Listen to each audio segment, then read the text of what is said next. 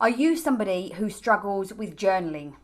Is it something that you're doing as part of your morning routine, but you're not really sure what you're doing, why you're doing it, and if it's working, but you keep doing it anyway because everyone says you should?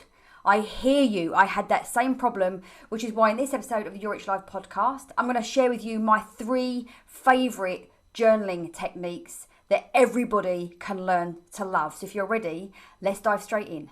The first thing I would like to invite you to do is to release yourself of the pressure of having a specific definition around what journaling is and why you're doing it, and how that even fits into your morning or your evening routine. If you've watched any of my previous episodes on morning routines, you'll know that I like to talk about playing morning routine Jenga, and here's why. When you allow friction to come in to the play, right? And friction means like you're doing something you don't really like doing it, you're doing something because someone says you should, you're doing something in a way that doesn't feel good to you. That friction reduces your frequency. And when your frequency is lowered, you're not in a great place, not only emotionally, you don't feel great, but you're not in a great place of manifestation, and you're certainly not in your highest and best self to have your best day. So we want to release friction as much as we can from this morning routine. When it's new, I think you can expect a certain amount of friction because we're changing up our habits, right? So there's a certain amount, but you'll start to learn the difference between this is friction now because it's hard and it's new, but it's going to ease up. And this is friction because this really doesn't light me up in any way. When you allow yourself this morning routine Jenga, it means, okay, I've got these 3 techniques that Louise has showed me today, and I'm going to try them all, and I'm going to pick the one that feels best. You might love one of them so much, it's the way that you journal for the next 10 years. You might want to mix it up and try something different depending on how you wake up in the morning and what you feel most need. Reduce the friction by going with what your gut tells you, where your choices take you, right? So let's go straight in with number 1. So this is really, really great for you if you're new to journaling, or if you want to restart your journaling routine and you just need a lot more guidance. I love to use my cards, right? So whether it's my these Zen Tarot cards, or whether it's my angel deck or my unicorn deck, I literally just shuffle the cards. And as I'm shuffling the cards, I'm asking, what do you need me to know today? What's the message that you want me to take to have that as my theme for today? And I shuffle until I feel like I want to just stop, and then I'll pick the top card. And the thing is, when you pick the top card, how you then journal that is up to you. You may want to write about what that picture makes you feel, what the words make you feel, what the numbers make you feel. You might want to relay it to you personally. You might want to think about something that's going on for you right now and take that as the answer.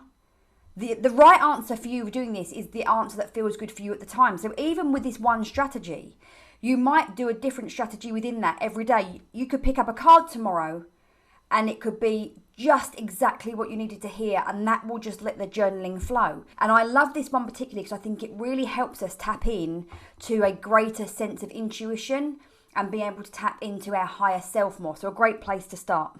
The next one that I think is really powerful is this one. So this is morning pages. And the idea with morning pages is that you fill out 3 sides of A4 paper every morning. No more than 3, no less than 3. And the theory behind this when it was created was that it can be really tough. It can really tough getting started, getting really tough when we get to kind of like a page and a half and we're like, I don't know what else to write. But what that allows us to do is to dig beyond our initial sort of consciousness and our initial logic, and we can go way deeper than we would do if we just stopped. And there are no rules about what you write.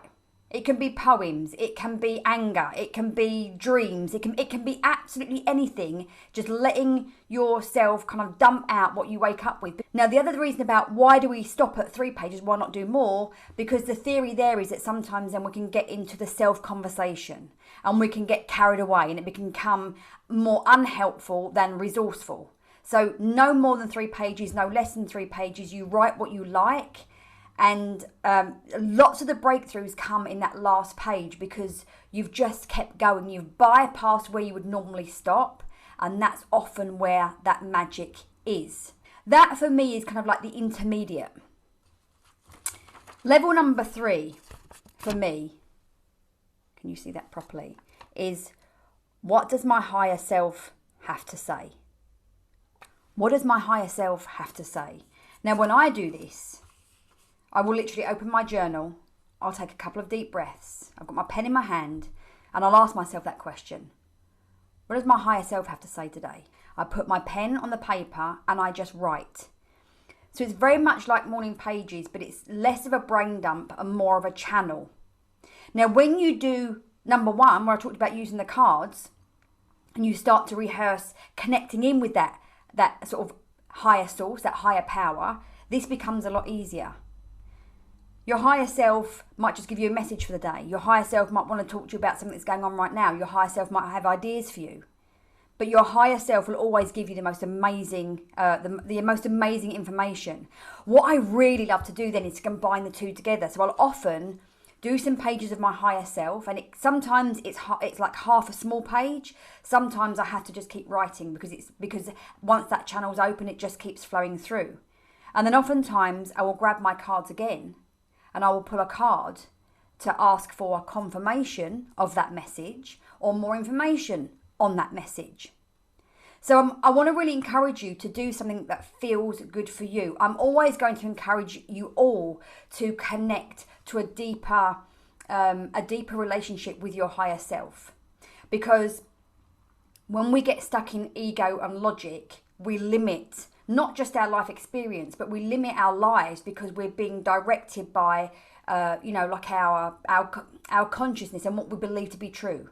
When we step into communicating with our higher consciousness and our intuition, now the magic really starts to happen. So I just want to encourage you to have fun, to try them, to mix them up, to make your own, remembering that the intention of the morning routine is to set yourself up for a successful, joyful, energized, optimistic, successful day. If you like this, I would love to extend an invitation for you to come and join my High Performance Hub, a monthly membership where you get monthly coaching, teaching and mentoring on the mindset and behaviours of the world's most successful people that you can implement into your life to have your best life experience. You can grab your place now for a founding lifetime membership price of just $4.99 a month. I will put the link into the show notes. Do come join us. There's no contract. There's lots of accountability. There's 2 live training calls every single month to help you set yourself up for a life of great success and great happiness. So I hope to see you over there.